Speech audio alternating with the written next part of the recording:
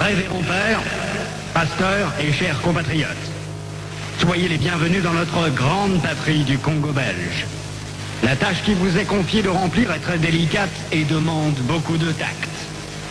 Prêtres et pasteurs, vous venez certes pour évangéliser, mais cette évangélisation s'inspire de notre grand principe, avant tout, les intérêts de la métropole. Le but essentiel de votre mission n'est point d'apprendre aux Noirs à connaître Dieu. Ils le connaissent déjà depuis leurs ancêtres.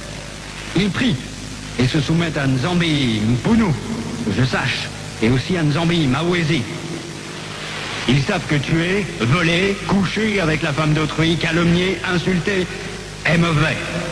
Ayons le courage de l'avouer, vous ne venez pas leur apprendre ce qu'ils savent déjà. Votre rôle est essentiellement de faciliter les administrateurs et les industriels, c'est-à-dire que vous interpréterez l'évangile de la façon qui sert le mieux vos intérêts dans cette partie du monde. Pour ce faire, vous veillerez entre autres à désintéresser nos sauvages noirs des richesses dont regorge leur sous-sol, afin d'éviter qu'ils s'y intéressent ou qu'ils nous fassent une concurrence meurtrière, rêvant un jour à nous déloger de cette partie avant que nous ne nous enrichissions.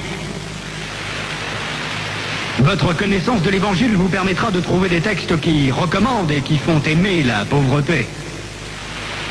Par exemple, « Heureux les pauvres, car le royaume des cieux leur appartient. » Il est plus difficile pour un riche d'entrer au ciel qu'à un chameau de passer par le trou d'une aiguille, etc. Vous ferez donc tout pour que les nègres aient peur de s'enrichir pour mieux mériter le ciel. Les soutenir petit à petit pour qu'ils ne se révoltent jamais un jour. Les industriels et les administratifs seront obligés de se conformer à ce que je vous recommanderai, à vous prêtres et pasteurs blancs, de temps en temps, pour vous faire craindre, de peur de courir à la violence, injurier, battre. Il ne faudra pas que les nègres ripostent ou se nourrissent de vengeance. Pour cela, vous leur enseignerez par tous les moyens et vous insisterez pour qu'ils suivent l'exemple de tous les saints qui ont tendu les joues, qui ont pardonné les offenses, qui ont reçu les crachats et les insultes sans tressaillir. Il faudra les décourager et les détacher de tout ce qui pourrait leur donner le courage de nous affronter. Je songe ici spécialement à leurs nombreuses fétiches de guerre qu'ils prétendent ne point abandonner. Votre action doit porter essentiellement sur les jeunes, afin qu'ils n'hésitent point de nous saluer. Quand le commandement du Père est en contradiction avec celui des missionnaires, qui sont les pères spirituels de leurs âmes, vous insisterez particulièrement sur la soumission et l'obéissance, même aveugle. Cette vertu se pratique mieux quand il y a absence de critique. Apprendre aux élèves à croire et non à raisonner.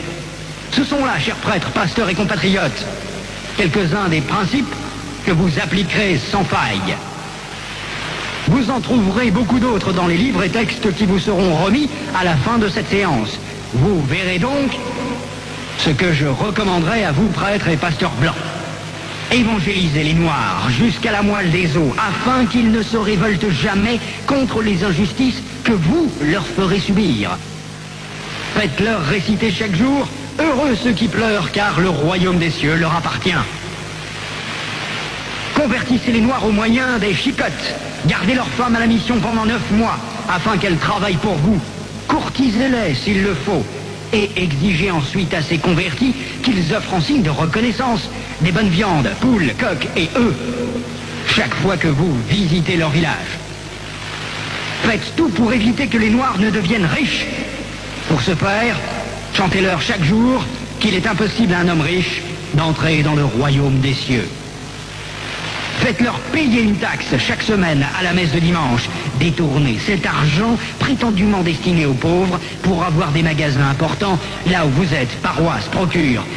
Transformez vos missions ainsi en de gros centres commerciaux florissants et aidez légèrement les pauvres pour encourager d'autres blancs à investir régulièrement.